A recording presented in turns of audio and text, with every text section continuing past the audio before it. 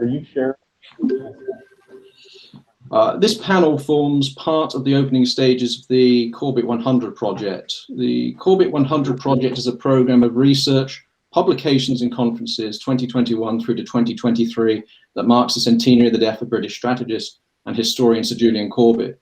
The project is the result of a collaboration of numerous researchers, navies and academic establishments spread around the world, coordinated through three main partners: King's College London Department of War Studies, the US Naval War College, and Australian Naval Institute, which interconnect with other contributors such as Japan, Germany, and Chile.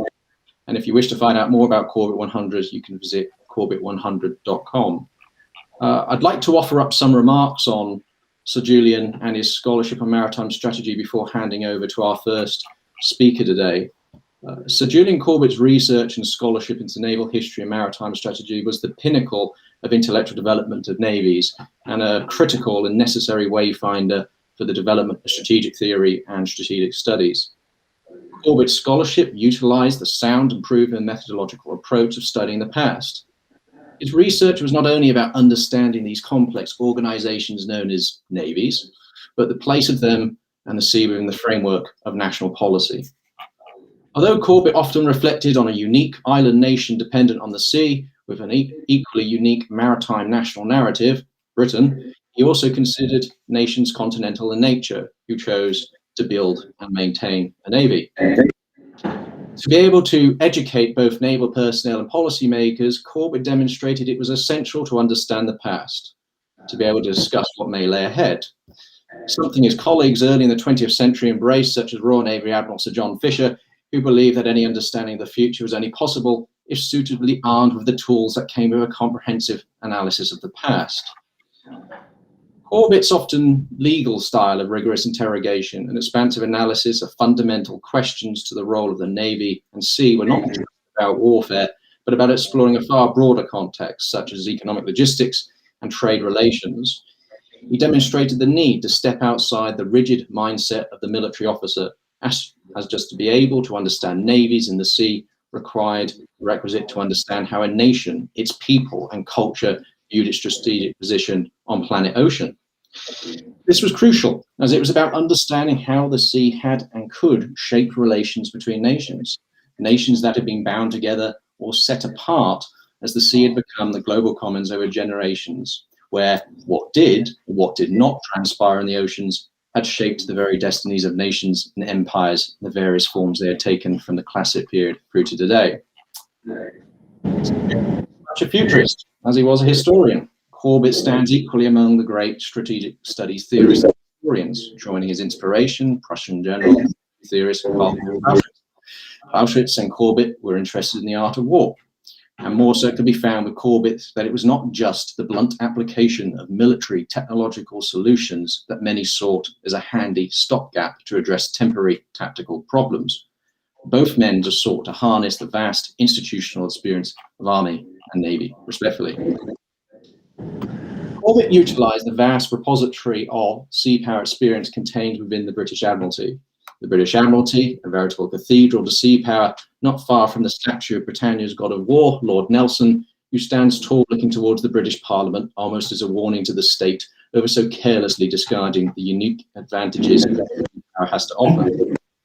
It was in this setting, operating at the highest levels of government, positioned at the intersection of military education, strategic theory, academic history, and national policy, that Corbett developed an understanding that strategy and national policy were closely intertwined. Crucially, Corbett communicated that experience must not only be recorded, but translated into something useful and understandable, irrelevant if the audience wore a uniform or a senior civilian decision maker. This was because, as Corbett underlined, the maritime view of the world bound nations together in peace as much as war, and therefore to understand maritime strategy was beyond a mere question of military professionalism or naval doctrine. Corbett understood strategy, and specifically maritime strategy, had to be understood by the decision makers as a matter of national policy in a national framework that brought together the various mechanisms of the nation state. It was not a switch that one could simply turn on and off as the political winds blew. What occurred at sea had a bearing on the state in war and peace. Corbett was part of a longer narrative that had seen the intellectual enlightenment of the Navy's advance at pace since the late 1800s. British professor John Lawton, and soon after American Captain Alfred Mahan, who you will hear about more later in this panel, was part of an enlightenment that led Corbett to be able to focus attention on understanding fundamental questions of navies, sea power, and strategy. It had to go beyond that of the limited rubric offered by short-term, tactical-focused continentalists who have come and gone in their various flavors of land and later air power theorems. Naturally, humans as land dwellers were biased towards the land and its perspectives from it, unlike Corbett, who wanted to explore the whole picture and a global picture rather than just one particular view of warfare. As Corbett pointed out, the key question was not just what navies or sea power did as part of the art of war, but also their roles beyond war, particularly in maintaining the peace.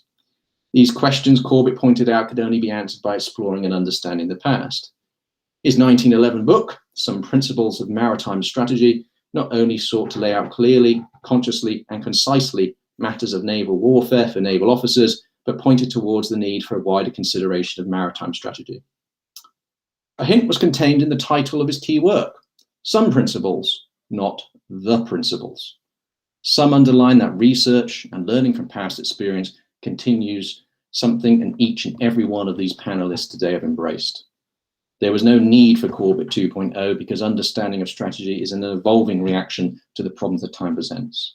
New students of history and strategy were and are needed, equally in military and civilian educational establishments as they develop leaders, thinkers, and decision makers of tomorrow. But Corbett's death in 1922 could not have come at a worse time as the world reeled from the First World War. He stood ready to update and broaden some principles. It was likely he would have addressed the misplaced nonsense of absolute air power that saw the solution to any foreign policy problem by the application of a particular technological development. And you can later see that in the days of atomic and nuclear weaponry. Equally, Corbett had little time for extreme navalist views. Elsewhere, lasting damage after 1945 to understand maritime strategy came when continentalist views, and those who spoke of them like gospel, individuals who led such cause often enraged by the poor wartime performance of their respective military service. They used recent problems and tactical experience to effectively destroy the understanding of strategy, the art of war, and disregard use of history in debating contemporary challenges and questions. It was no coincidence Navy's roles were reduced in the framework of national policy and broader culture at the same time. Corbett, amongst other scholars, and their methods' popularity declined after 1945 as the grip of fear of nuclear annihilation resulted in short-termism in foreign policy to match political cycles. Boy, that sounds familiar. A growing anti-intellectual movement was given form within the professional ranks of the military services. Historians often banished abasements and far-off outposts as the expensive bureaucracy of centralized unified defense bred a culture to homogenize thought rather than superiorly, freely, and easily equip the military and decision makers with the wisdom contained in studying the past. However, as will be seen in this panel, Corbett and the use of historical methodology has not been forgotten by some, nor was Corbett's work just about Britain. His work reached a global audience, particularly amongst the island nations, some of which are represented in this panel. But equally, his work found an audience amongst the continental superpowers and great powers whose stars, of course, rise and decline. It could be said there is somewhat a renaissance in interest in Corbett's work, and rightfully so. I suspect not least due to the exhaustive and lifelong efforts of our panel commentator today, Professor Andrew Lambert. Professor Lambert is in the process of publishing The British Way of War, Julian Corbett, and the Battle for a National Strategy. I expect his book will be the future gold standard of work on Corbett and Corbett's research on maritime strategy, or similarly encouraging future generations to think about Corbett's influence and work. On reading Corbett's scholarship, there is no doubt of his interest in the future or his relevancy as much as the past. His relevancy underlined by the signs and portents his texts offer, some with remarkable similarities to issues nations and alliances face today. There is plenty to pick from, some of them discussed by our upcoming panelists. But from my view, I can see that Corbett would have relished explaining how the final frontier, space, is a maritime domain, a fusion of civilian exploration and military application of remarkable parallels to the great explorers of the world oceans in centuries past, not ignoring the sea and space share the commonality being inherently hostile to human life. Elsewhere, he would have been concerned at the confusion, particularly in continental nations, between maritime strategy as national policy and naval strategy, something that has certainly played out in Western nations, particularly in the United States after 1945. or an understanding of how some nations can choose their strategy while others, particularly islands, cannot. Much research has been completed and more to come on Corbett and maritime strategy. I'd encourage reading Corbett's work and other scholars' research on Corbett and maritime strategy are relevant if you're pursuing a military career, an academic, have an interest in history, as we all should have, or a policymaker. Key questions that Corbett sought to understand and importantly educate the military professional and political decision maker remain valid and relevant in the 21st century. With that in mind, many of the following scholars that you are about to hear from, I've had the privilege to work with, but they share a commonality of understanding the importance of studying the past. This was something that Sir Julian saw as a vital component, not just to furthering research into strategy, but there is wisdom in the policy that the historian has an essential function within the higher organization of government, the military services and defense. Each of the following speakers have studied Sir Julian, his scholarship, utilized his methodology, and continued the spirit and intent of his work.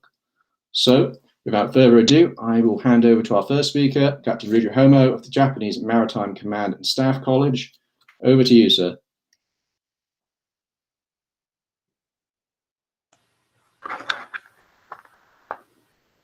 Hello, my esteemed colleagues. I am Captain Homyo from Japan Maritime Self-Defense Force, Maritime Command and Staff College. This session, I'm a leadoff hitter, so I want to hit a home run like Shohei Ohtani.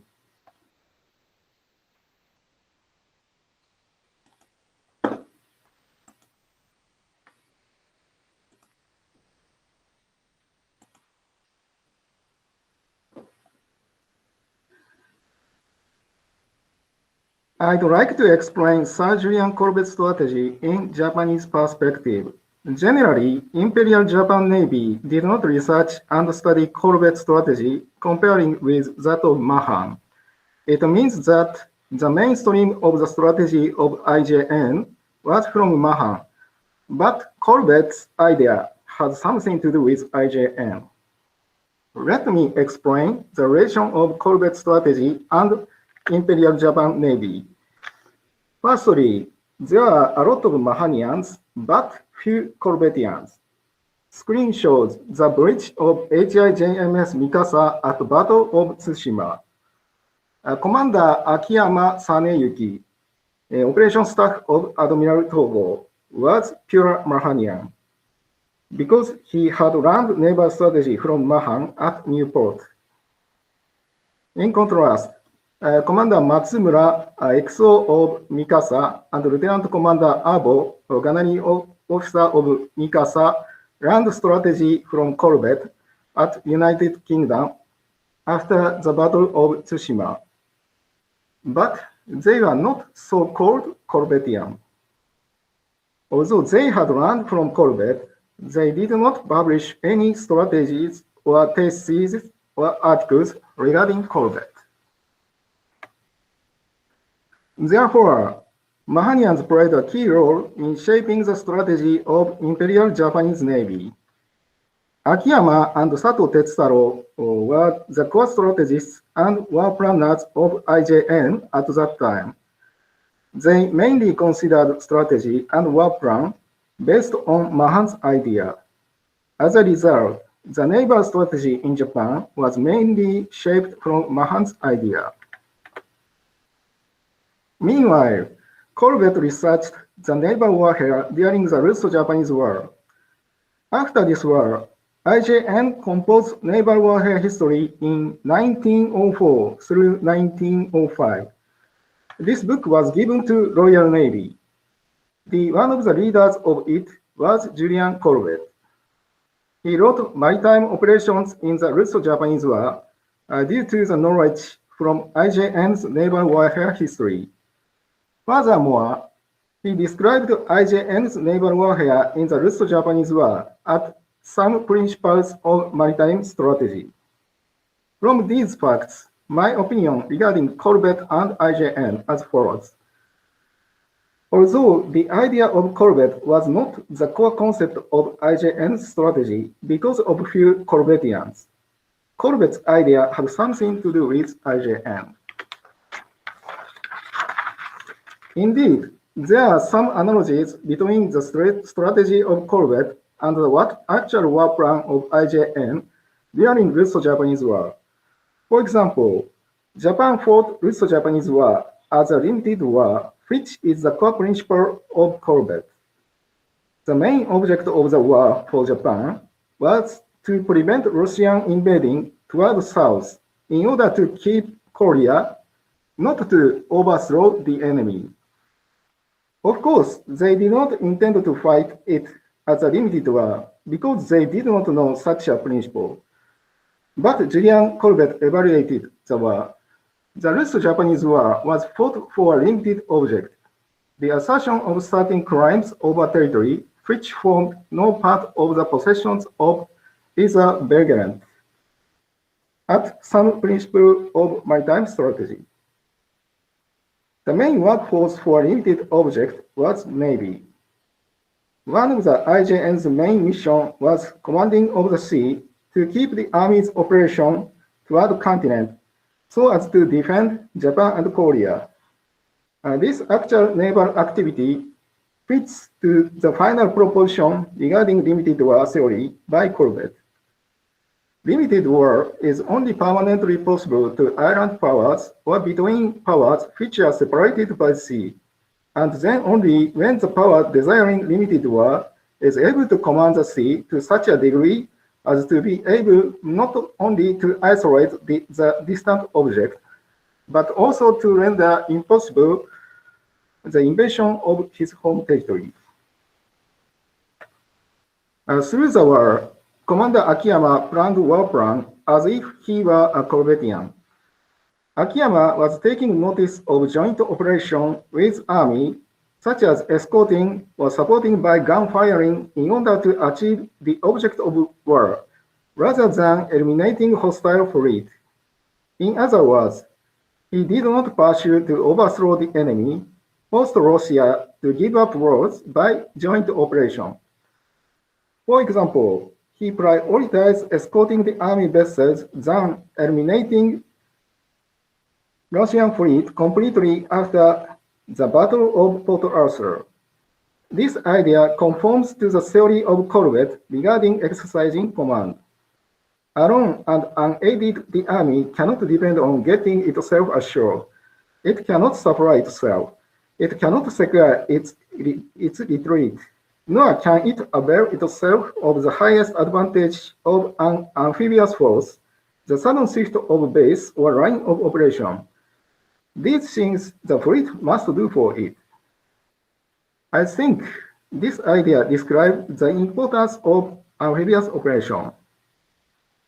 By the way, Akiyama avoided a massive fight with Russian fleet at that time in order to keep his fleet. His idea was fleet in being. Why were IJN's strategy and war plan similar to that of Corbett in spite of few Corbettians? Firstly, the way of thinking in IJN officers have naturally become the British way in maritime warfare, which Julian Corbett stressed. Because Royal Navy was instructor for IJN at that time, and IJN learned from UK a lot. For example, IJN dispatched several midshipmen to Royal Navy. Togo was the most famous example of them. Togo studied not only naval matters, but also British cultures through academy and training schools.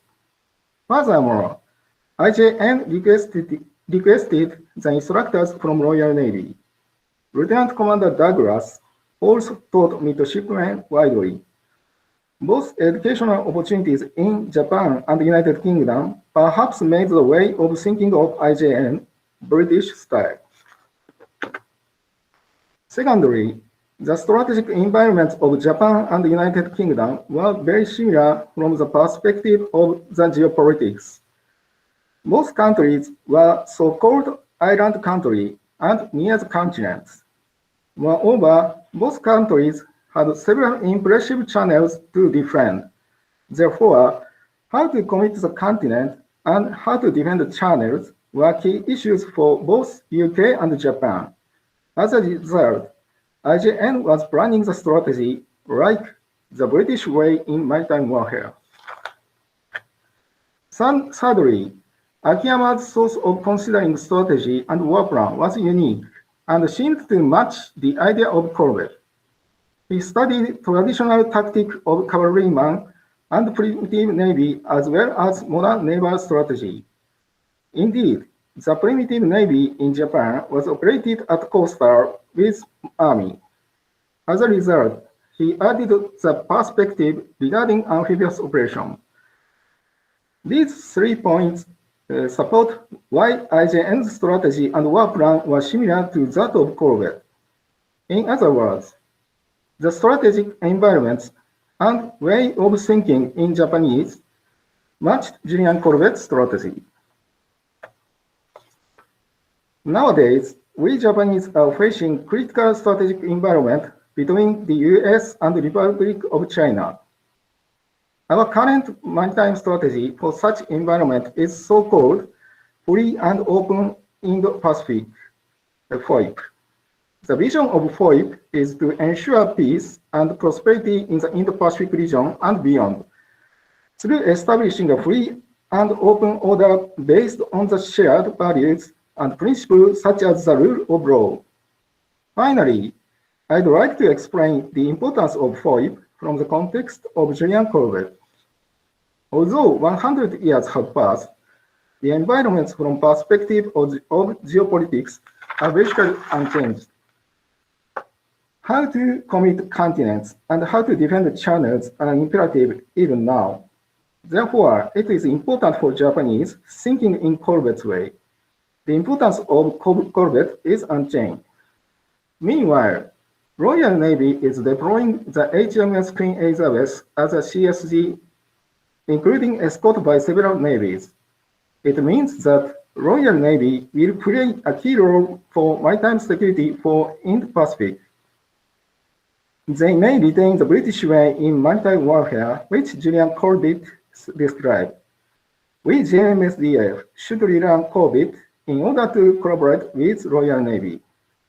Furthermore, one of the hottest areas of Indo-Pacific will be Taiwan, and the conflict around there will be an amphibious warfare. It is important to relearn Corbett's strategy, especially exercising command and support of expeditions. Thank you very much for inviting me to such a great symposium. It is a good opportunity for me to discuss this topic. Thank you for your kind attention.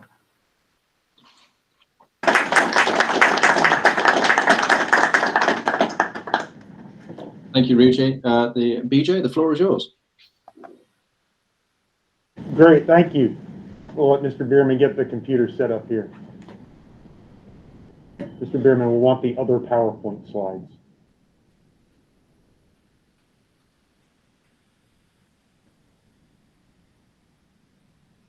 Yeah, that's not the PowerPoint show that we want. That's Dr. Tony. I can use mine. I couldn't use mine. All right, so while he draws it up here. So this morning, my paper is entitled Mahan versus Corbett, the grudge match that never was. I'm going to tell this audience a lot of things that they already know, but maybe I'll explain them in a way that makes us think a little bit differently about these two figures.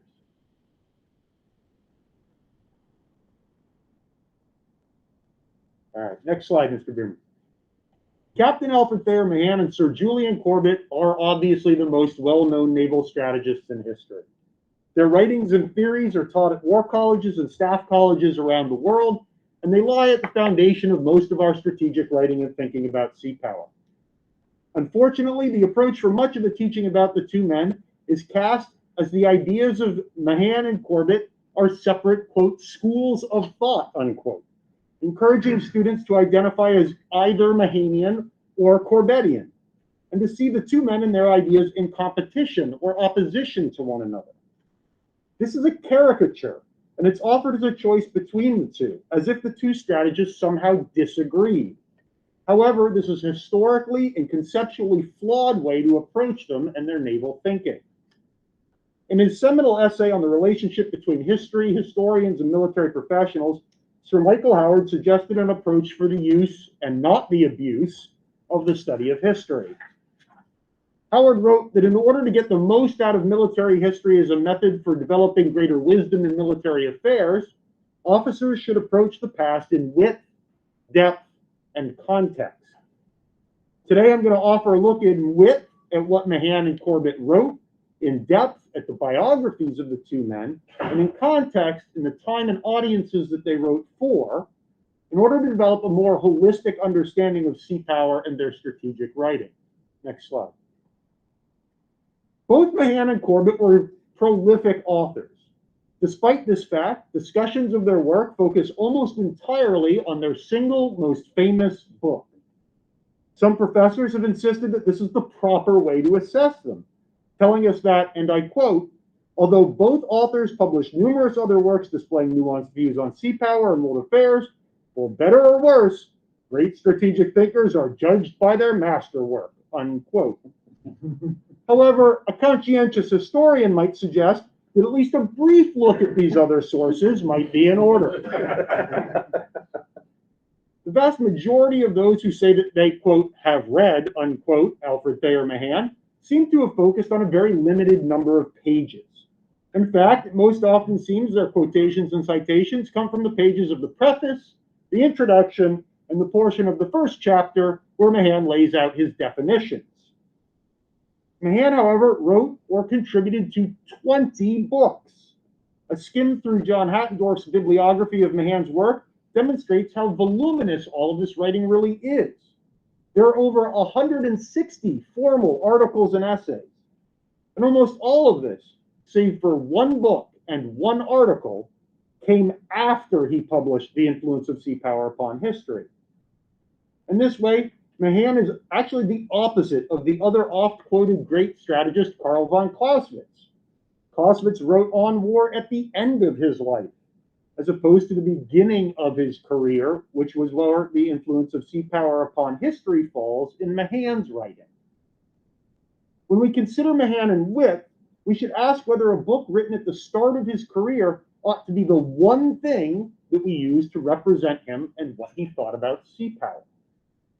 Is it fair to Mahan to ignore where he might have changed his mind, like in his understanding of the Battle of Tsushima, or where he broadened or added nuance, as in his discussion of the determinative links of naval power in a merchant marine?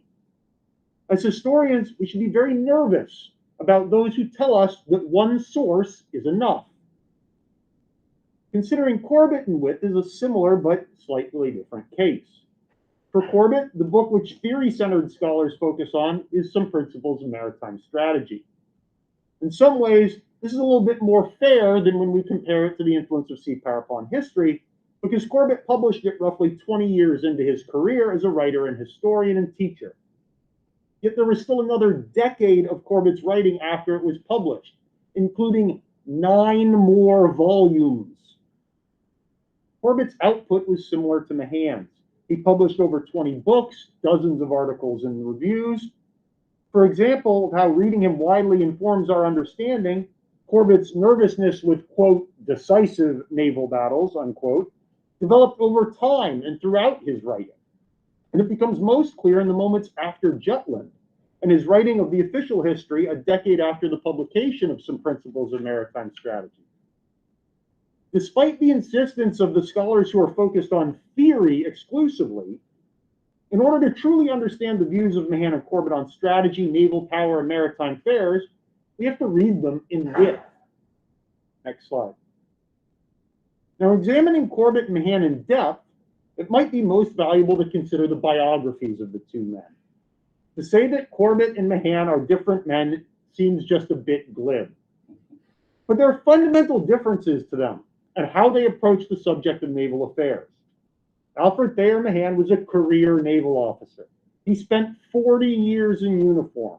He rose through the ranks, graduating from this institution, fought in the American Civil War. He commanded ships. He had his share of incidents at sea, and he retired at the rank of captain.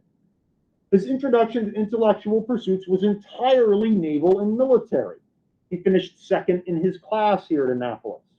His father was the renowned West Point professor, Dennis Hart Mahan, and much of his life as a young man was surrounded by the study of military and naval affairs. His first published article came in 1879, an essay on naval education, written during his second tour here at the Academy as an instructor. The work was published by the Naval Institute, which Mahan had immediately gravitated towards when he moved back to Annapolis. He assumed the role of president of the Institute, and he was surrounded by naval officers studying and writing about naval affairs. And all of this was before Stephen Luce came to him and asked him to come to Newport and help found the Naval War College. It was an intellectual engagement with the navies, but by people in uniform, surrounded by people in uniform. Sir Julian Corbett, on the other hand, was the son of an architect and a real estate developer. He attended Cambridge, and once he graduated from the top of his class, he joined the bar. As a lawyer, he mastered his briefs and the value of succinct writing and clear argument. His engagement with maritime affairs, rather than practical or professional like Mahan's, instead appears to have started as a romantic engagement. After the death of his father, Corbett left the law in order to run the family estate, and he became a novelist. His books, Romantic Tales of Vikings and of Elizabethan Sea Rovers, were, let's just say, less than successful. While he seems to have blamed his publisher in his letters and his diary, the hard facts are the books simply did not sell. Corbett began working with the naval historian John Knox Lawton, who also served as something of a mentor to Mahan. Lawton brought Corbett into the Naval Records Society, and Corbett began learning to work with original sources and started doing the hard work of researching and writing detailed and documented naval history. These histories and Lawton's support brought him to the attention of the Royal Navy and resulted in the offer for him to become the lecturer on naval history and strategy at the War Course. So Corbett and Mahan had nearly the same job description. Both taught naval history and strategy to officers. Both men became most famous for that work. However, they came to those positions from dramatically different backgrounds. Mahan was a career officer who had years of practical experience, which informed but did not dictate his analysis. Corbett was a civilian with almost zero real experience, who instead based his work on a deeply scholarly and historical methodology. When looking at the two men in depth, frankly, it's amazing that they came to their shared subject from these different directions, and more often than not, they arrived at the same conclusions. Next slide. Context continues throughout centuries to be one of the elements of understanding which we historians insist upon. Each historian we've been discussing was a naval educator, and both taught at the upper level of their professional military education systems. But they taught and studied in far different places, with different students and different navies. When thinking about context, we have to remember the state of the U.S. Navy when Mahan began working on the lectures that would become the influence of sea power upon history. Through the last decade of the 19th century, the U.S. Navy was, at best, a fourth or fifth-rate power. It lacked modern warships. It lacked the most advanced weapons. It didn't have a Congress or a country that really seemed to care. Even Oscar Wilde made fun of the U.S. Navy. When an American character in the Canterville Ghost points out that the U.S. has no ancient ruins to visit, the ghost replies, quote, "You have your Navy and your manners," unquote. When his book was published in 1890, Mahan was writing for a Navy that would likely lose any major naval battle it engaged in. This was the audience Mahan was writing for, an American audience that needed to be taught that navies are far more than just coastal defense and showing the flag, that they have to prepare for and potentially win battles. To use a poker analogy, it was the table stakes of being a great power. So it should make sense to us that the large, organized battle fleet and how it operated was the focus of Mahan's message, especially in the influence of sea power upon history, and that his apparent focus on battles remained a hallmark across his writings. Corbett had a fundamentally different audience. His audience was the global naval hegemony. It had the largest and most powerful navy in the world. It could be assumed that British officers knew they had to win battles. And they had been building large organized fleets and operating them for generations. In fact, the Royal Navy's focus on battles and their centuries-long embrace of, quote, decisive, unquote, sea power became a major concern itself for Corbett. If Mahan needed to convince Americans that they had to be able to win big battles, Corbett realized that he needed to teach Britons that just winning them was not enough. It was insufficient. Corbett's focus was on what to do with a large, powerful navy, rather than just the mere importance of having one. Next slide. Today, our sea power scholars and teachers who focus on theory as opposed to the history, and who subscribe to a doctrinal approach to Mahan and Corbett, will often tell us that the two men are in competition. This interpretation is based on a focused reading of just these most famous books. But this approach loses sight of these writings in width, in depth, and in context. As a result, it offers a skewed view of naval strategy as something that creates these competing schools that forces naval professionals to pick or to make exclusive or procedural choices in implementing doctrine. Instead, when I look at these two men and consider their work, I see that narrative of competition and it falls apart entirely. Instead, as the Naval War College's Kevin McCraney has written in his recent book, Mahan, Corbett, and the Foundations of Naval Strategic Thought, the two men are in far more alignment and agreement than would be necessary to consider their ideas competing with each other. If we study Corbett and Mahan while considering the width of their bibliographies, the depth of their biographies, and the dramatically different context of their audiences, we realize that there might be logical explanations for small areas where they seem to disagree. At the same time, reading their work this way results in an understanding, as confirmed by McCraney, that even their most theoretical readings, they largely agree on almost everything. The disagreements demonstrate the fluid nature of sea power and strategy, and they give students of that strategy a reminder that there are no set answers. There are no school solutions, but instead principles to consider and rules to break in order to find the genius of sea power. Thank you.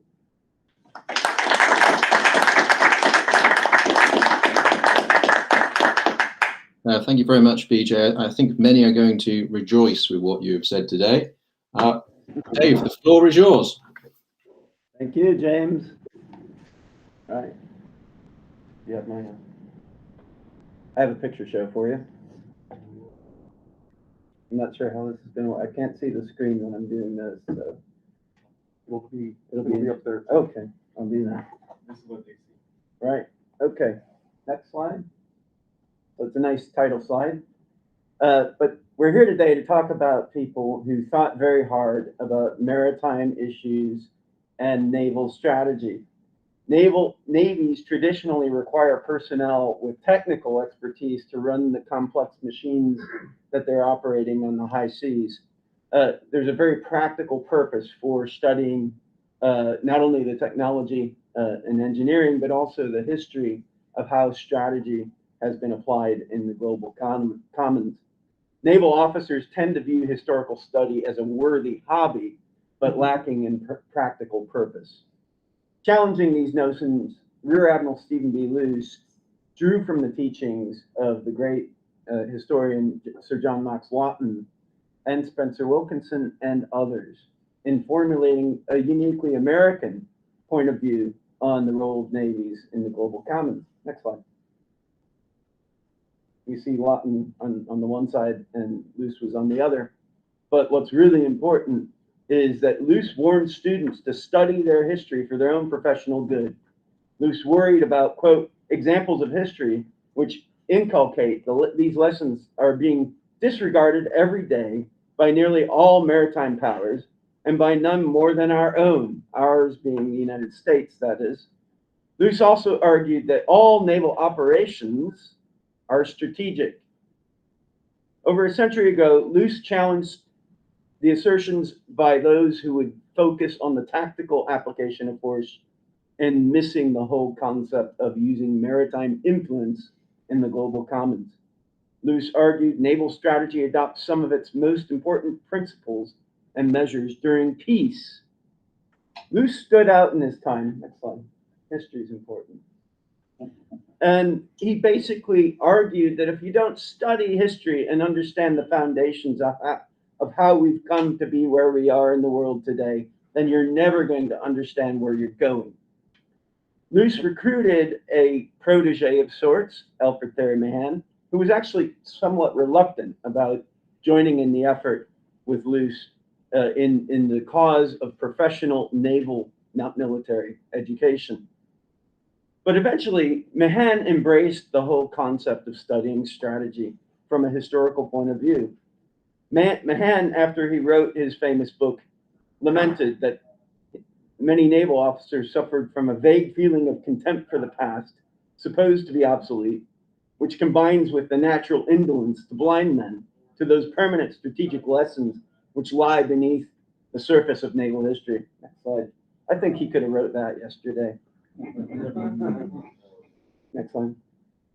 At the beginning of the 20th century, history enabled the Americans to develop their own sort of view of sea power in the global maritime, what I like to call the global maritime arena. We all know about how the British renovated the White House in the War of 1812, and we're aware that the Monroe Doctrine became the sort of idea that drove most American strategy in the 19th century. After the experience of the Civil War, the Americans started to recognize that we have to prepare ourselves to participate in the great global competition for influence. And so during the First World War era, you have this gentleman, William S. Sims, who goes to the Naval War College, and he actually believes that his career is over in the Navy.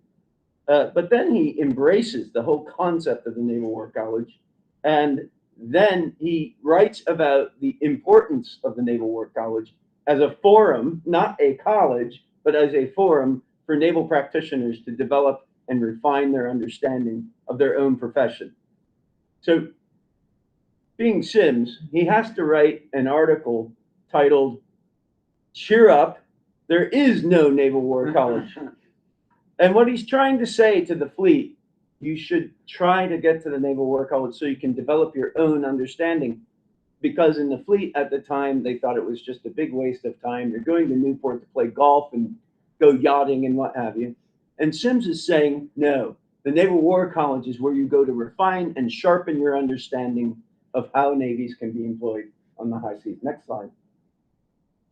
So lo and behold, the Germans sent a telegram to the Mexican, what's that? The Germans sent a telegram, Mr. Zimmerman, that is, and it was intercepted, and the British, of course, solved the contents of that message. As a result, after a very long series of events, President Woodrow Wilson decided to declare war on Imperial Germany. Now, this is not a lecture about the First World War, but I will say, when Wilson declared war on Imperial Germany, he failed to declare war on the rest of the Central Powers, which, from a planning perspective, it's really hard to develop a plan when you're dealing with that type of situation. And you sent William S. Sims over as a liaison to the Admiralty in London, and it just so happens that John Jellicoe was his very good friend, who also happened to be the first Sea Lord. And Jellicoe installed Sims to be the commander of U.S. naval forces in Europe. Mind you, Sims was the most junior flag officer in the United States Navy at the time. He had been a captain in February of 1917. He's a 2-star admiral by April and a 3-star admiral by June. So there's pretty much a lot of confusion in the American chain of command. Now, when Sims gets to London, Jellicoe puts him in command of the western approaches. At that point, Sims becomes the first American, really since George Washington, to command coalition forces in wartime. What's interesting about this history is that we don't study it today. When we talk about coalition warfare, we get bogged down in the Second World War. So this is an advocacy that we should start looking at those wars that preceded Midway and all of that. Next slide. So John Jellicoe introduced Sims to a very interesting gentleman named Tracy Barrett Kitridge. Tracy Barrett Kitridge went to Oxford University, and he got to know all kinds of interesting people: Alistair Denniston, Frank Birch, Nigel de Grey. These are all British intelligence types. And so Kitridge is also working for Herbert Hoover in the humanitarian relief effort. The Americans were neutral in the First World War until 1917. And so with his passport, Tracy Barrett Kitridge was able to go back and forth between London and Berlin, and he had access to the German High Command. So what's interesting about Kitridge is he's actually collecting information and going to the In and Out Club and what have you, the services clubs, and meeting with his friends and talking to them about what he had seen in Europe. So in all respects, I would argue that Kitridge is a spy, even though he wouldn't call himself that. Next slide. And when Kitridge is in London, hanging out with his friends, and Jellicoe introduces Kitridge to Sims, Kitridge becomes Sims's intelligence officer in his headquarters, known as the London flagship. Mind you, at this point, the United States Navy, if you're not on the deck of a warship, you're not in command. And so what Sims is doing is he's trailblazing use of wireless, the use of intelligence, the fusion of information to make assessments. And basically, Sims was able to develop the very methods that we use today in coordinating fleet operations in wartime. Intelligence being at the center of it, planning being at the center of it, and the fusion of the intelligence and the planning aspects really came into its stride in 1918 with the arrival of Dudley Knox. Dudley Knox is a major figure in this discussion of how you use history as a means to exploit intelligence. Next slide. So during these efforts in London, William S. Sims got to know Sir Julian Corbett. And Sir Julian Corbett was running the historical section of the Imperial War Staff, not the Admiralty, and he had access to senior policymakers and access to the senior strategic decision makers in the British system. Sims said, that's a pretty handy thing. And Julian Corbett was running this historical section, which was sort of an adjunct to the intelligence subdivisions. And Sims said, that's interesting. And so when Sims was formulating his headquarters, the London flagship, he gave Tracy Kitridge the collateral duty of setting up a historical section in the London flagship. And Sims thought that that historical section concept was so interesting that he encouraged the Navy Department to develop a historical section as well. Kitridge noted that the American observers believed that the work that the British were doing in the historical section was without precedent. It was, according to their belief, the first time that an attempt had been made to arrange contemporaneous material for historical use, but more importantly, for applied use in combat operations during the war. Next slide. And by the way, if you read that, I tried to give you time to read it. Bottom line, Sims was complaining in that letter saying, we don't have enough money to do the job and we need more personnel. So that's kind of the plight of historians, I think. So the historical section was created at the Navy Department at the encouragement of Sims, because Franklin Roosevelt thought that was a great idea. And Franklin Roosevelt, being the Assistant Secretary of the Navy at the time, created the organization, but the Secretary of the Navy referred to the whole historical section concept as all, quote, all leather and prunella. That will tell you how much priority Josephus Daniels wanted to put on the historical section, I think. But they did create the historical section. They put it in the Office of Naval Intelligence. Admiral Kimball was the director of Naval Intelligence, and he recruited an old retread named Roger Wells to run the historical section. And of course, when you bring a retired admiral to do this type of work, and you don't give them money, and you don't give them personnel, and you don't give them space, the historical section really didn't kick off all that well. And so Sims is talking about this important idea of a historical section because of its potential for intelligence and strategic planning, but the Navy Department is just not responding the way Sims wanted to. Next slide. Next slide.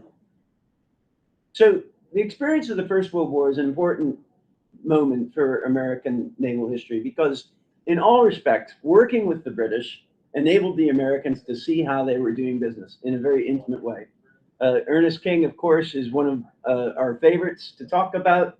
And among other things, King developed an affinity for British fashion, as you can see in the picture. And the context here is during the 1918 fleet exercises, Beatty was in command of the Grand Fleet, and another admiral named Sturdee came out of the mist and crossed Beatty's T. And Beatty, at the time, stuck his hands in his pocket and cinched his hat down and said, "Excellent, great work, gentlemen." And he walked off stage. And Ernest King saw that and said, "You know, that's how you look when you lose."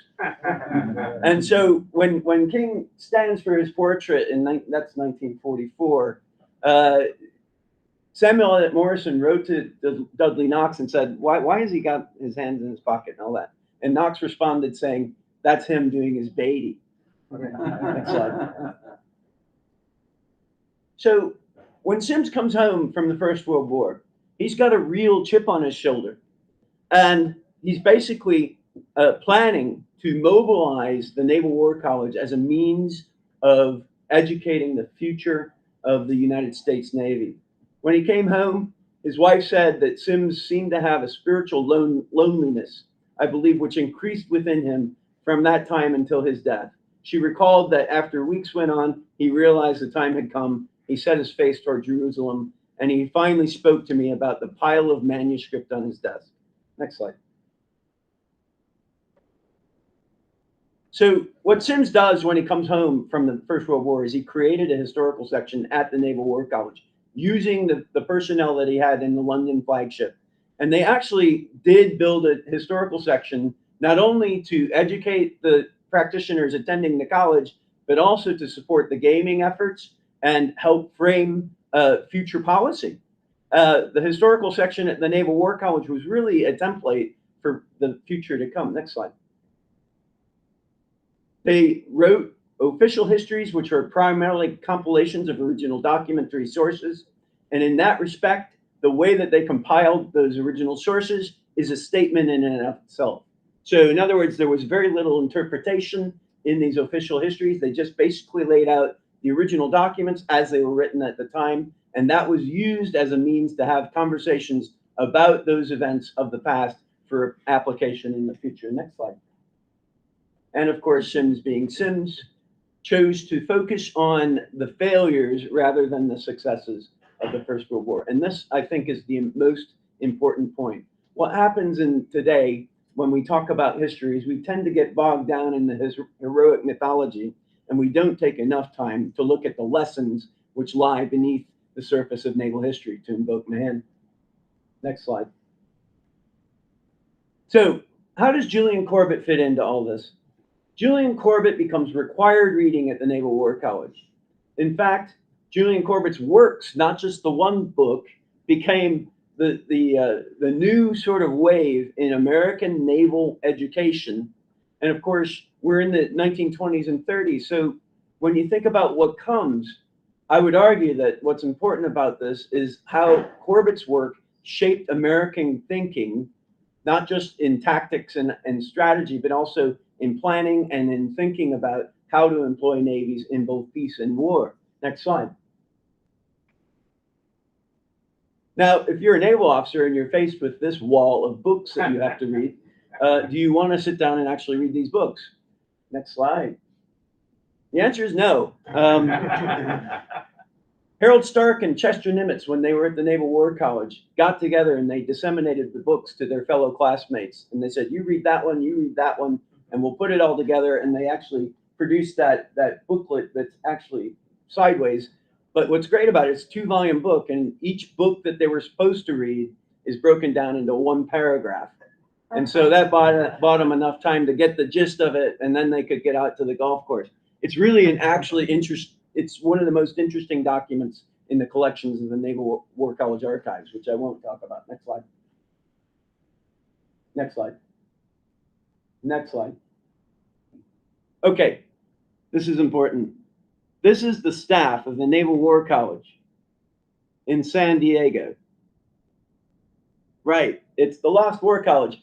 So Dudley Knox was sent to San Diego to set up another war college because the argument was that they were going to shut down Newport and consolidate everything in Washington, D.C.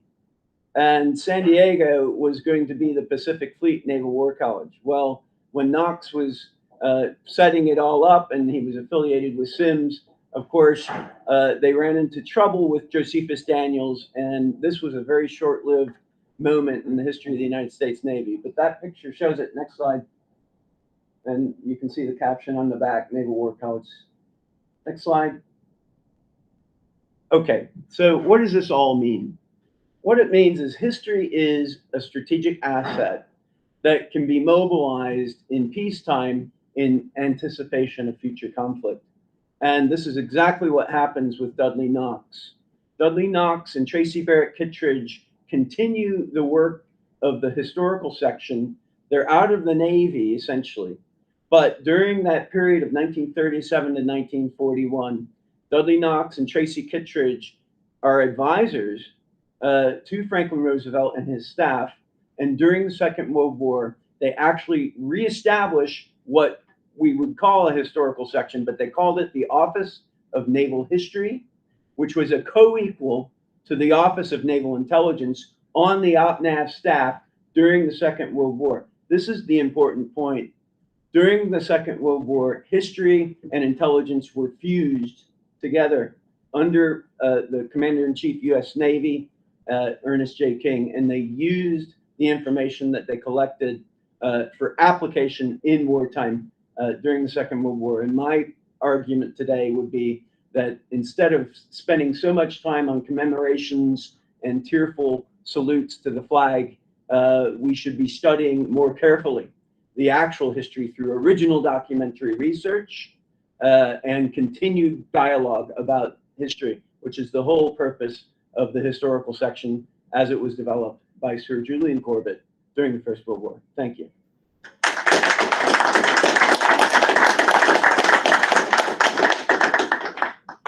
Dave, illuminating as always. Back to the far side of the world, I suspect the more important part of the world. The digital floor is yours, Mark. Okay, and let's see if an analog man can actually manage to do this. So please tell me if this comes up. Can you see the slideshow? Not this end. Give it a second. Sometimes it takes a second.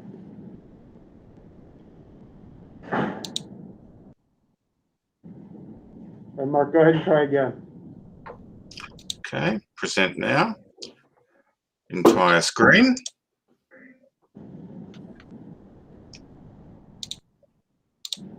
Share.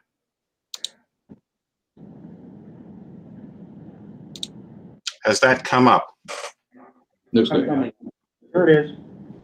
It has? Excellent. A major triumph for me anyway. Good evening, Australian time. I'm a member of the Naval Studies Group here, and I'm also a serving officer in the Royal Australian Navy's Maritime Trade Operations Branch. Although I'm a reservist, I'm currently employed full-time over at Navy headquarters. My area of academic research is the protection of maritime trade. This melds trade, economic, military, political, and geostrategic history. It is Corbettian because it looks at the entire maritime system, of which naval forces are but a part. The 6 assumptions you see on the screen in front of you are stated because they're not widely known, and there are existing mythologies which obscure reality. This is unusually common when the subject of maritime strategy is discussed. The second assumption is critical, for the current global maritime trading system was created by the Second British Empire in the 19th century. The 6th assumption is methodological, and it's important for the very good reason that continentalists entirely ignore it. We perceive the world through lenses. Often we don't realize that different lenses exist and that others have different perceptions. Consider how alien this view of the world on the screen in front of you is to a continentalist European. Yet it's much more useful in describing the current industrial center of the world, Asia, which is also the global epicenter of rising strategic threat. Look again at the oceanic immensity of this theater. Note how Southeast Asia and Australia are really just an archipelago projecting into what is really a world ocean. Continentalists call that world ocean the Indo-Pacific. This is a sea power theater. The naval aspect of sea power is a mechanism by which the fundamental structure of sea power, its overwhelming commercial and economic plurality, is influenced for and against national benefit during peacetime, periods of hybrid warfare, and in war.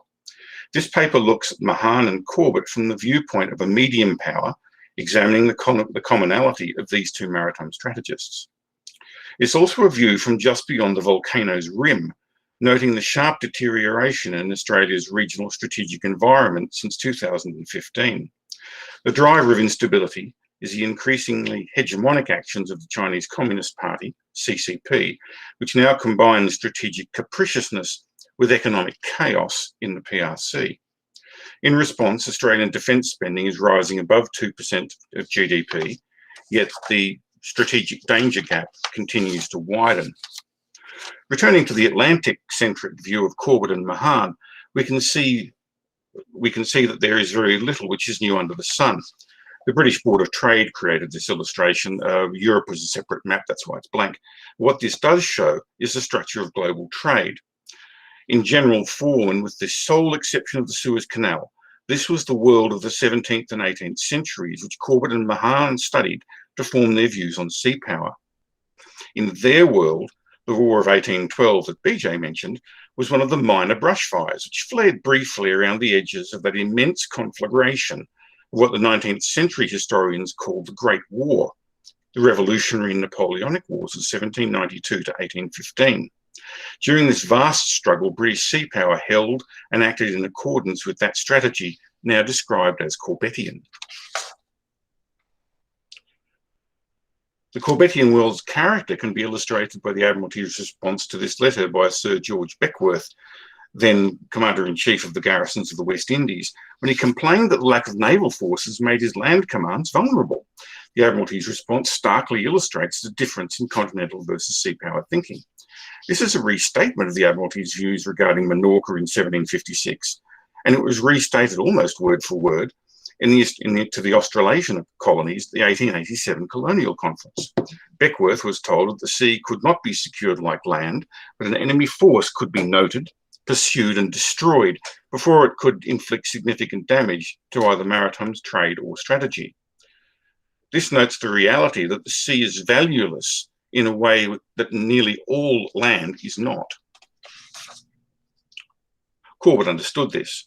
He looked at the use of the sea in the national interest in order to understand and make understood the character of British sea power. This was innate knowledge in the RN officer corps during the Great War of 1792 to 1815, but he believed the Royal Navy had lost this understanding by the end of Queen Victoria's reign. Mahan focused on the roles of battle fleets in national strategy to help convince his government to develop a battle fleet. Both maritime strategists had complementary approaches within a common overall structure. Corbett probably had the broader sight. Mahan was focusing on one facet of this for very good reasons. In 1993, then Commander, now Rear Admiral James Goldrick, and Professor John Hattendorf noted that Mahan is not enough. That was prescient. Much simplified, Mahan prioritised the defeat of enemy battle fleets to win command of the sea, defining this as overbearing power clearing the oceans of the enemy's flag. This assumed that absolute control of oceanic expanses was possible. Corbett noted the aspiration and that it was empirically unattainable. The historically normal position was an uncommanded sea, where no navy was big enough to be in all places at all times. Only the merchant marine does that, something navalists forget at their peril. Logically then, sea power means control of key areas for finite intervals. A good example of this can be seen in Operation Pedestal, where an entire fleet was required to control a little moving bubble of sea so that a critical load of sea supply could be delivered to Malta in the teeth of everything the two major continental powers could throw at them. Corbett's views are built around maritime trade and sea supply. Therefore, and unlike Mahan, the national maritime industries lie at the heart of Corbett's thinking. Before World War I, when a British citizen thought of the military, he thought of the Royal Navy. This is no longer the case. Current views of sea power are distorted by what one scholar, and one of our scholars will recognise this as a quote from him, rather pithily describes as a technobabble trend in defence debate, which resulted in significant intellectual rigidity in contemporary Anglo-American thinking. This has increased in intensity as one of the outcomes of defence unification that dominated much of British and American defence policies since the Second World War. I'll note that Australia was not exempt from that. This has resulted in Corbett and Mahan being portrayed as opponents. In reality, both promoted maritime and naval thinking and viewed their works as phased sections of an ongoing debate to the benefit of naval strategic policy. In other words, as part of a continuous process of development. Neither understood or promoted their works as definitive because both understood that such a path led to stagnation in strategic thinking. Island nations like Australia are sea powers in the Corbettian sense. To varying degrees, they now are affected by skewed concepts, both of sea power and of geographical reality. The UK is an island nation and in historical terms is one of the very few sea powers. Yet decades of defence unification and the resulting intellectual stagnation has turned them into a continental power in terms of strategic thinking. This strategic distortion places the UK into a category both peculiar and unique. The continentalist view of sea power both rejects and perverts the entire concept. This is starkly illustrated by Chinese seizure of the South China Sea. There, a great wall of sand, and that's a quote, has been erected in the form of fortresses built out along the sea road. The PRC government increasingly refers to this area in land terms, such as blue soil, liquid land, and blue national soil, and their clear intent is to control it exactly as if it were land. This is pure continentalism. In a recent move, the PRC has declared the South China Sea to be a Chinese city, and so under its civic administration and control.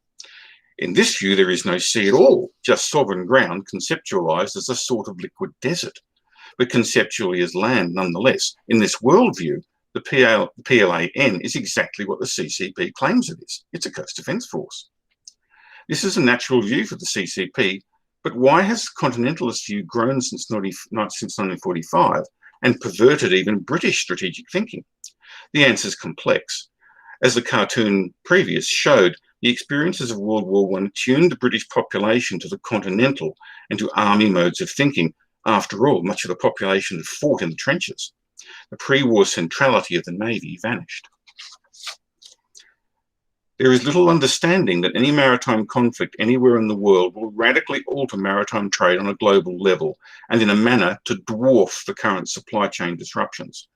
To achieve this, not a shot has to be fired. The South China Sea merely has to become a place where insurance costs become unaffordable for non-PRC flagged ships. The principal trade protection tools of evasive routing, for example, are no longer understood, and that is the single most effective trade protection mechanism.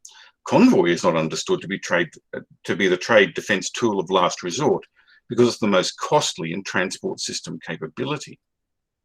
It is not understood that what actually matters in maritime war is not so much the ships, but the carrying capacity of the entire maritime system. This is alien to continentalist thinkers who equate shipping with railway networks. Even the concept of maritime trade being a complex system, actually an integrated global system of systems, is unknown outside commercial maritime circles. Our governments have also fallen into this modern sea blindness. Even the critical necessity of war risk insurance is now forgotten by the governments, which will have to underwrite in war so as to enable national survival. These same governments have little realisation that a naval coordination and guidance of shipping organisation is required on a global scale, even for a major regional conflict. The combination of loss of corporate memory and continentalist thinking has led to ridiculous concepts such as sea lines of communication, SLOCs, railways on the ocean. This is a simplistic fiction derived from continentalist mindsets. The ocean is a medium. It has no railway lines, it's got geography. The current strategic view of trade protection can be summarised as a mere slogan, slock and convoy. There is now very little understanding of the nature of the maritime industry in government or defence circles in Australia, Britain or the USA. In the Australian case, the national dependency on maritime trade is barely even recognised politically.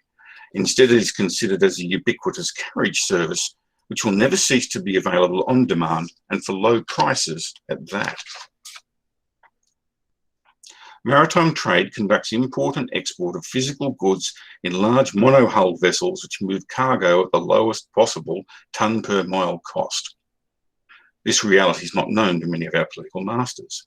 It includes coastal and transoceanic trade and offshore economic exploitation such as fisheries and mining, which now includes immense economic investments in offshore natural oil and gas. It's a global system of systems which enables movement of these cargoes, their financing, insurance, port-based transport mode changes, distribution and sale. During peacetime and in national terms, free-flowing maritime trade permits national prosperity. No one controls the self-influenced market, which responds instantly through market force analysis to an endlessly complex array of ever-changing variables. But in war, it falls into two broad categories, the ones on your screen. During wartime, maritime trade finances the war and allows a nation to fight and possibly win it. Its critical wartime subset is sea supply, the existentially essential goods without which the nation loses the war. It's strategically dangerous for island nations to conceptualise in a continentalist manner and inadvisable even for a maritime trading continental power like the USA. That said, doing so has become very dangerous in the current era of rising strategic threat, where nations are actively conducting war mobilisation planning, and where the PRC has been conducting hybrid warfare against us for 30 years. I really do recommend reading Ross Babbage's 2 volumes, Stealing a March. They're only 75 to 90 pages each, well worth a read. Continentalist strategies have led us to reduce our sea power. A bipolar global balance arose in the late 50s and 60s. We know this. General war became unlikely, and the Australian governments also recognised this. National war mobilisation planning here ceased. As regional tensions increased and the strategic situation resembles that which arose after the 1931 Manchurian crisis, Australia has a new strategic matter to address, and it must do so within the maritime strategic concepts of Sir Julian Corbett. Mahan is relevant. As James Goldrick has pointed out, the PLAN is carefully studying both Mahan and Corbett, but neither Australia nor Britain possess a fleet in the classic sense, and the PLA does, if partially. It is also defining its maritime activities in the South China Sea and out to the first island chain as coast defence, as discussed. This is the classic view of a continental power, where its navy is strategically perceived as a species of seaward extension of the army. It can be argued that the Royal Navy was strategically employed in exactly its role during the Cold War. Look, whatever the merits of that argument, it's now the case that when their maritime trade protection forces are compared, the Royal Navy and the Royal Australian Navy are now roughly equivalent. How was that ever permitted to happen? That this is so is a damning indictment of just how non-Corbettian and continentalist British strategic thinking became in the 7 decades following the end of World War II. That this relativity has tipped so far in favour of distant Australia says something different about either Australian strategic appreciations or perhaps the power of generational inertia. In this now well-known image of the Shanghai Yard, the multiple combatants being built show the pace of strategic change in this region. By about 2015, the Western Pacific left the era of limited wars and re-entered an era where general war is probable. Today, the CCP has demonstrated its hostility to Australia through decades of hybrid warfare against us, agents of influence, fellow travellers, and direct interference in Australian domestic politics. Please note that the term hostile power does not equate to enemy power. A power can have interests and conduct actions which are hostile to Australian interests without being an enemy. This is how Imperial Japan acted in the 1930s. Australia even fought a very vicious trade war with Japan in 1936, in which Australia was soundly defeated. Current CCP behaviour shows that nothing is new. While circumstances do differ over time, the fundamental structures of threats and responses do not. Corbett's principles of maritime strategy remain as valid now as they were a century ago. There is a reason Australia's last 3 defence white papers and the 2020 strategic update were Corbettian. This raises the question of Britain. Now that it has departed the unelected bureaucratic entanglements of Brussels, and now that the grand experiment of abandoning the world to join the EEC has finally failed, can it rediscover Corbett in a world where Mahan is not enough?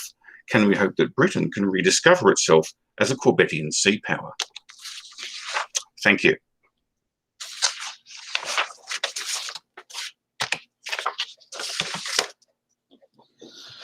Thank you, Mark. The world stops without seaborne trade.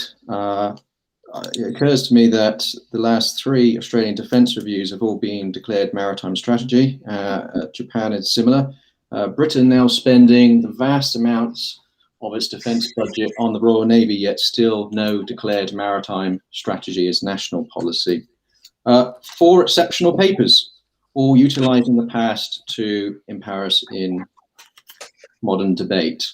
Professor Lambert, your thoughts? Thank you very much, James. And thank you very much to all 4 of the speakers for excellent papers, which have, I think, a tremendous synergy. I will use the chronological order because it helps to keep my thoughts in order, and obviously the papers on my desk as well. So for Captain Homio, we're looking at Japan making strategic choices. We're looking at Japan picking up experience from Britain, and also picking up on the relatively new ideas coming out of the United States, because both of these things are relevant. Japan is an island nation with imperial ambitions and indeed imperial projects. Looks a bit like Britain, just off the continental mainland. But it's also building a new navy. It's going through a rapid process of transformation, which looks a lot more like the American model. What that means, I think, is from a British and an American perspective, is it's possible to read the Japanese experience in the late 19th, early 20th century in your own terms. So for Mahan, the issue was the big battle, the use of a battle fleet to secure control of the sea. For the British, and for Corbett in particular, it was the use of a limited maritime strategy in which the job of the fleet was to prevent the enemy making an unlimited counterattack. And Corbett's analysis of the Russo-Japanese War was that the Russians would have intended to finish the war with an unlimited move, an invasion of the Japanese home islands, front-ended by a dominant fleet. And that explains why there were so many obsolete coast defense vessels in the fleet that arrived at Tsushima. They weren't sent to fight a fleet battle, they were sent to provide fire support for the Russian version of D-Day on the Japanese islands. They seriously compromised the mobility and speed of the Russian fleet and had a very negative effect because they were meant to be linking up with the now non-existent 1st Pacific Squadron. And Japan had sacrificed, quite literally, a whole army to destroy Russia's 1st Pacific Squadron. They had used the army to secure command of the sea in a way that the British had been doing for centuries. When the British fought the Russians in the Crimean War, they sacrificed an army to destroy Sevastopol and to burn the ships within it, giving them absolute command of the adjacent seas. And I think that question of choice remains for Japan going forward. And of course, famously in 1942, Japan sets out for the ultimate Mahanian fleet battle with the Americans. And this is a bad mistake because, as we all know, they end up losing that battle. And with that, the ability of the Imperial Navy to protect the empire dissolves rapidly. So it was a battle that probably shouldn't have been fought if Japan had been thinking in a more Corbettian mold, and it might have been a more effective strategy.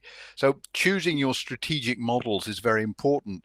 And this comes back, I think, also to discussions of Mahan and Corbett which we move on to. So in BJ's paper, again, the critical point is that these 2 men are thinking about the same problems pretty much at the same time. Corbett has the advantage of having read Mahan just as he begins to write seriously about navies. So if I had the manuscript with me, I could tell you the very day on which Corbett read Mahan in 1891. And from that point on, it's not possible to think of Corbett's evolution as a strategist without being aware of the fact that he's reading Mahan, and he's reading Mahan before he's reading other major strategic intellectuals. The only strategists he's reading before Mahan are the two Colomb brothers, John and Philip, from whom he picks up quite a lot. But Mahan is a central pillar of the evolution of Corbett's thinking, because Mahan's work comes to Britain and it tells a lot of people in the Royal Navy exactly what they want to hear. Navies are hugely important. They are going to make the future, and we need more of them. Oh, and by the way, we need a lot of battleships. This is just at the time when France and Russia emerge as allies, and between them, they pose the greatest possible threat to Britain's global empire. It's not a serious threat because neither the Russians nor the French want to fight the British. They're actually allied against Germany, but it's a numerical threat which allows the British to greatly increase the scale of their fleet, and in particular their battle fleet. So Mahan is a very useful lexicon of powerful quotes, and when the British Prime Minister William Ewart Gladstone resigned over the cost of the Navy in 1893, he said that Mahan was the greatest book of the 19th century. It had changed British politics. So it's a very powerful text, even if it's not being particularly well understood. The context of these two men is so different that we have to be aware that they're looking at the same past and they're interpreting it in very different ways, because that's inevitable. Strategy isn't solid, repetitive theory. There is no strategy that suits everybody. You need your own strategy as part of an alliance, as a nation state, and you need to adjust it constantly to meet new circumstances. No strategy survives. And that's a key point that's coming through all of these discussions. Strategy is a process. It's not a result. The strategy we are talking about today, and obviously Mark's paper is very much focused on today, it's a response to events. It's not the search for something that we can chisel into 10 handy throwaway points about strategy. It's about having the right strategy when we need it on the day that it comes into play. And remember that Mahan's strategy is about protecting the continental USA from an overseas invasion, and Corbett's strategy is about preserving a peace which is entirely favorable to British and British imperial interests. Corbett is not planning for war, and Mahan isn't planning for war either. They're planning for particular sets of circumstances, and the fleets they're talking about are the fleets that will preserve the advantages of powers that are very favorably situated. Britain as a global naval hegemon and maritime dominance, the United States as a newly secured, fully realized continental power with enormous economic and resource opportunities, which it's going to reach out into the Western Hemisphere and ultimately beyond. But it's about consolidating. And one of the main targets of the influence of sea power on history is the US Army's enormous coast defense projects, which had dominated 19th century American defense spending. That's where the money's coming from. You're going to take all those heavy artillery pieces out to sea on battleships and defend the continental USA at sea. So it's a bit of a budget battle document as well. I think Mahan encourages the Royal Navy to think too much in terms of decisive battle. I think that's one of the things that Corbett is trying to mollify in his teaching. Decisive battle is not the answer. Command of the sea is the answer. You don't have to fight for it. You need to secure it by whatever means. If you have to fight for it, by all means. If you don't bother chasing after a battle you don't need to fight. If you've got command, use it, not think about fighting a battle. Purpose of victory in battle should be to advance your interests, not otherwise. So strategy as a cultural construct is critical. We need to think strategically, individually and collectively. And there is no definitive maritime strategy. There is no definitive strategy. Whatever strategists you're reading, they help you think for the future. Corbett is greatly influenced by Clausewitz, and he's greatly influenced by the debate in Germany about the meaning of Clausewitz at the time that he's writing. So Corbett is very much on the limited war side, in which Clausewitz says there are different ways of using war, whereas many in Germany are going to the extreme and already talking about total war. So there's a debate in Germany, and Corbett is feeding off that debate to develop his own ideas about how Britain operates strategically. Britain and Germany, very different powers, but that debate about limited and unlimited war, I think, is a very important one. Dave's paper, I think, takes us back into Corbett's critical role as one of the pioneers of official history as a living, breathing contribution to the development of strategic planning and operations in wartime.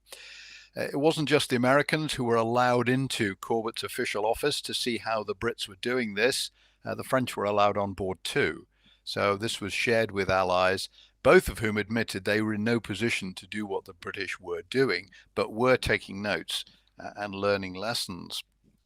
The payoff for Corbett's good relations with the Americans was that when the second edition of some principles of maritime strategy was printed, due to wartime circumstances, it had to be printed in Boston, USA, and it was shipped across the Atlantic on an American warship at this express wish of William Sims, because the main buyers of some principles of maritime strategy were the Americans, not the British.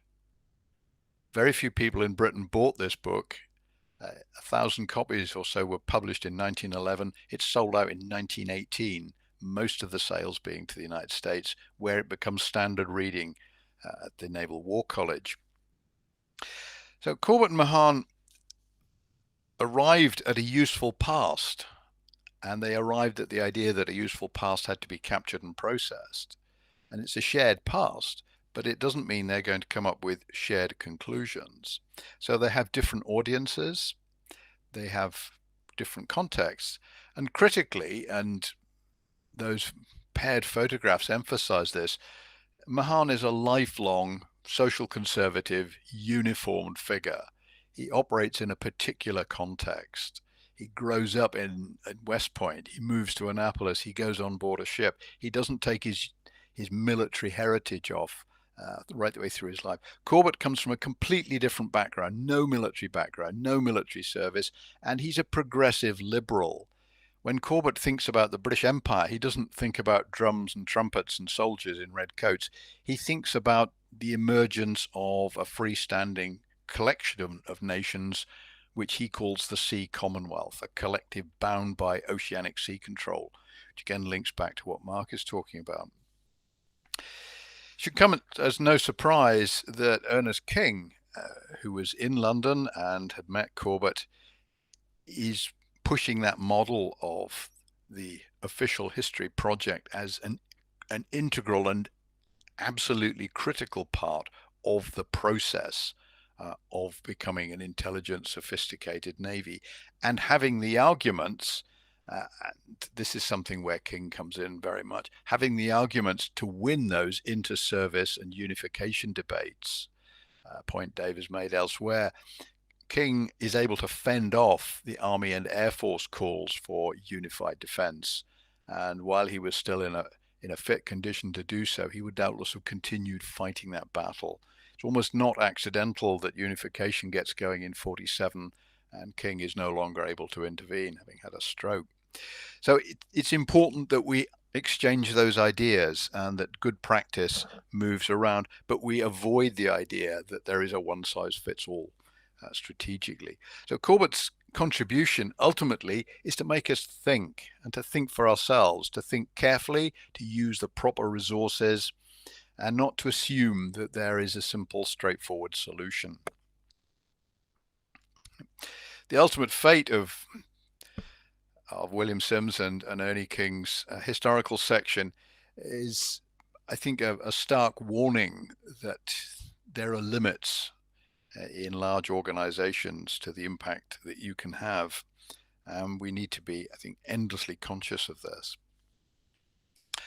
And finally, I must come to Mark's paper, which again addressed the looming threat of continentalization, the idea that the sea can become land, this Chinese concept of a liquid land with coastal defenses being stretched out beyond it. Not much more than 100 years ago, your maritime territorial waters extended 3 miles. Then it went to 12 miles, and now it's gone much further. The continentalization of maritime space is one of the big developments of the later 20th and early 21st century. And it will be used by continental powers to extend their defensive posture and to prevent, as far as they can, the incursion of naval and maritime forces into spaces they think of as sensitive, whether for economic, political, or other reasons. It's akin to policies we see on the part of other large states in previous eras. The Romans controlled the Mediterranean by wiping out every naval power on the entire Mediterranean shoreline. The Russians did so by dominating regional sea areas, and China is trying to do the same. These are states that don't wish to engage in that debate. They wish to exert control. So we need to relearn how these things work from first principles.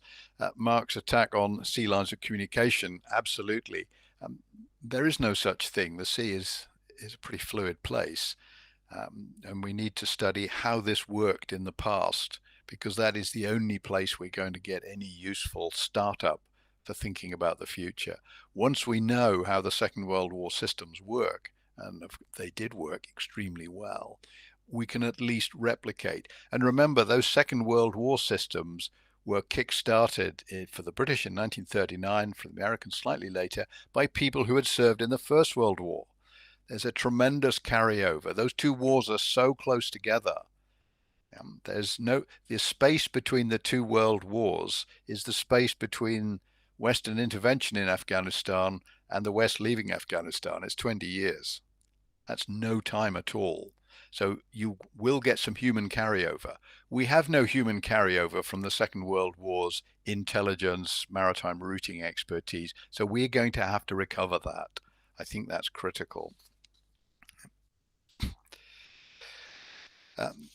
The continentalist turn in British policy was a reaction to several things, ending the Second World War completely bankrupt, the end of the British Empire, and the necessary focus on the security of Northwest Europe, which is vital to Britain's survival, particularly in an age of air and nuclear threat.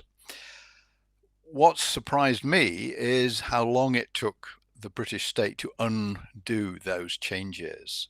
In 1989, when the Cold War ended, the British Army had and British Air Force too, had large forces stationed in West Germany. If you're as old as I am, you'll remember West Germany. They had a football team as well. The last British soldiers have only just left Germany. It's taken a very, very long time to end the Cold War mindset. And as long as the chief of the British Defence Staff is a soldier, or indeed an airman, you will have continentalist mindsets being represented at the cabinet level. Because now the chief of the Defence Staff is the only military officer who provides advice to the cabinet. So in the past, it would have been the heads of all three armed services and the chief of the Defence Staff. Now it is just a single officer. And hard as you try, if you have a loyalty, that is going to come through in the advice you give. And on that basis, we have to hope that the next chief of the Defence Staff in Britain will, for the first time in decades, be an admiral. Because currently having a soldier doing that job is a gross misrepresentation of Britain's strategic interests, which are global and maritime, and certainly not continental. There are signs that Britain is swinging back towards the maritime world. Mark outlined many of them. And as we do that, we need to go back to those maritime thinkers, the people who were positioning Britain not away from Europe, but alongside Europe, adjacent to Europe, engaged with Europe, but not fixated on the European at the expense of the rest of the world. Britain has to operate effectively, has to be in the world, not simply towing alongside Europe. Of course, if you were around in the early 1970s when the British joined the European Economic Community, it was pretty much an economic lifeline for a bankrupt and broken economy. Things have changed. Britain has changed quite radically in the intervening years, and I think it's ready to resume a significant role in the world. How significant, the future will tell. But the events of the last few weeks, which have so annoyed the French that they've sent their ambassadors home, tell us that relations between Australia, the United States, and the United Kingdom seem to be on a pretty good basis, and that's a good place to start from. If I was the American government, I would not allow the French ambassador back until he'd apologized for his rude behavior, and I'd suggest the same in Canberra as well. Significantly, the French have not withdrawn their ambassador from London, which would have been a very easy thing to do. They've just thrown a few French hand grenades into the process. So I think we've been given some extremely good food for thought here. None of these papers have told us things we already know. They've told us to think about things we know in new ways, to engage with new subjects. And the synergy between how Imperial Japan is using Corbett 100 years ago and how we need to use Corbett in pretty much the same part of the world in the 21st century, and looking at how those processes work, I think it's been rich and very rewarding. So I commend all of the speakers to your attention. I commend the organizers of the panel, and I suspect the floor hopefully will be open to discussion. Thank you very much.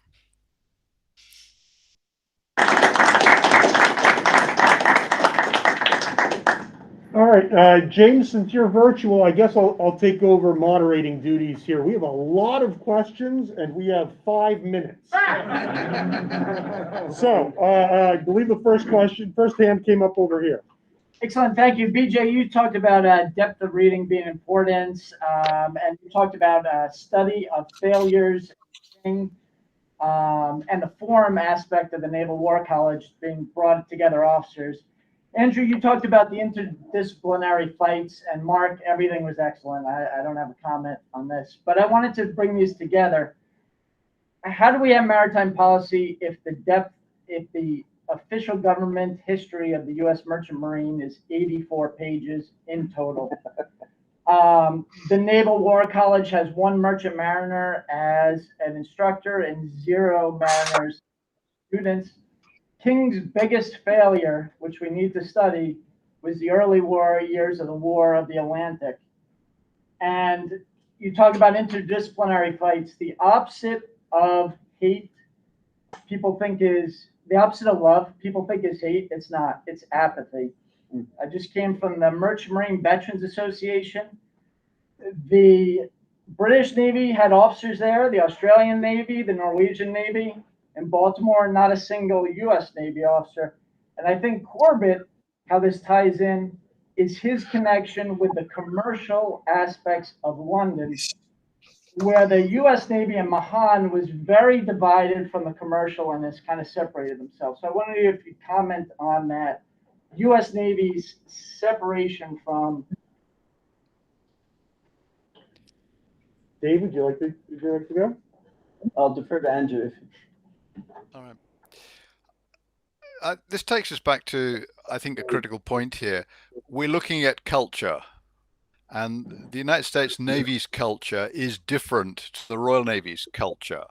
While they're both excellent operational naval forces, one of them thinks a great deal about protecting trade, about the interaction with commerce, and gives its officers the legal training to actually enforce the law at sea.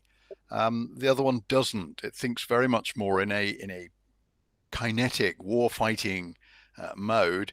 And of course, in the United States case, you have a very large Coast Guard, which has very extensive legal expertise. I remember during Gulf War I, when a blockade was set up of Iraq, the US Navy had to helicopter US Coast Guard officers on board ships so they could legally inspect them and legally detain them. The Royal Navy didn't have this problem. It was able to do this for itself. That's a cultural issue. And to an extent, both Mahan and Corbett are very aware of this.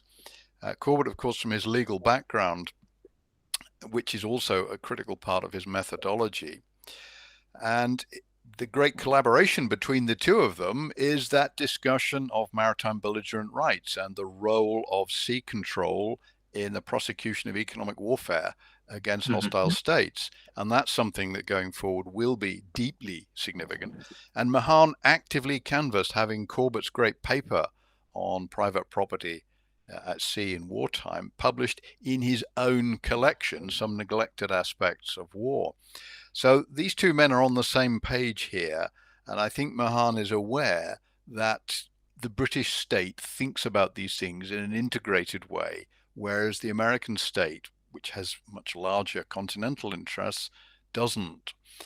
What that means is there are always going to be some friction points in Anglo-American cooperation on the defense of trade. They're going to see these things differently, and they're going to reach a middle point, as they do particularly in the Second World War during the Battle of the Atlantic phase. And bringing along extra players like Australia and particularly Canada in the Battle of the Atlantic is going to make a difference. It's going to reinforce that maritime sensibility. And it was, I think, highly significant that key parts of America's contribution to the Battle of the Atlantic are US Coast Guard assets. Thank you. So I see that we have a number of virtual questions. We still have many hands up in the room as well, but we are also out of time. So it's delightful to have so many people engaged in the topic. I'll take James's spot here for a minute. Remind everyone, Corbett100.com is the website for the effort. Also, you can find Corbett 100 in the Lawton unit from King's College London on Twitter. So feel free to continue the discussion in other forums. I want to say one thing about Corbett 100. It's not just some theory. For the next couple years, what we're going to be doing are events like this to have this conversation here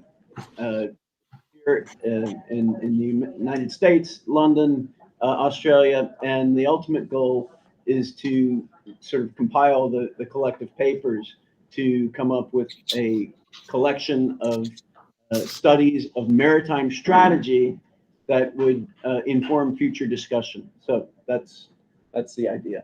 Thank you all for coming.